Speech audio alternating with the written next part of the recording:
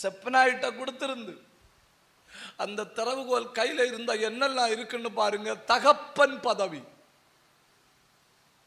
என்ன பதவி? அந்த திறவுகோல் கையில இருக்கும் பாருங்க அதிகாரம். அந்த திறவுகோல் கையில இருக்கும் பாருங்க அதுக்கு தக்க வஸ்திரம். அந்த திறவுகோல் கையில இருக்கும் பாருங்க அதுக்கு தக்க இடைக்கச்சை. இதெல்லாம் எதனாலன்னு கேட்டா அந்த திறவுகோல் இருக்கிறதுனால. இந்த தகப்பன் பதவியும் இந்த அதிகாரமும் இந்த வஸ்திரமும் இந்த இடைக்கச்சையும் திறவுகோலுக்கு ஆஃபர்.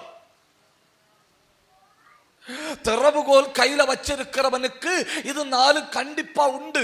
அவனுக்கு விசேஷமான ஒரு வஸ்திரம், அவனுக்கு ஒரு இடைக்கச்சை, அவனுக்கு ஒரு அதிகாரம், அவனுக்கு தகப்பன் பதவி.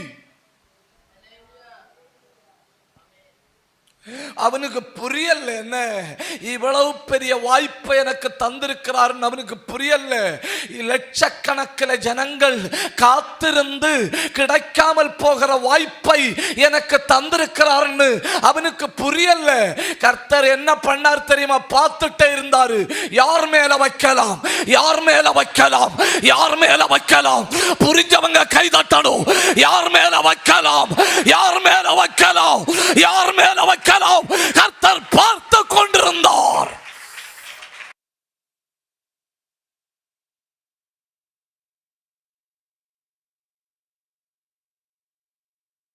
தேவன் இன்னொருவனை ஏற்படுத்துகிறார். நீ ஜப ஆவியை இழந்தா கர்த்தர் இன்னொரு ஆளுக்கு ஜப ஆவியை கொடுக்கிறார். நீ கிருபை இழந்தா இன்னொரு ஆளு கிருபையை கொடுக்கிறார். நீ அபிஷேகத்தை இழந்தா இன்னொரு ஆளு கொடுக்கிறார்.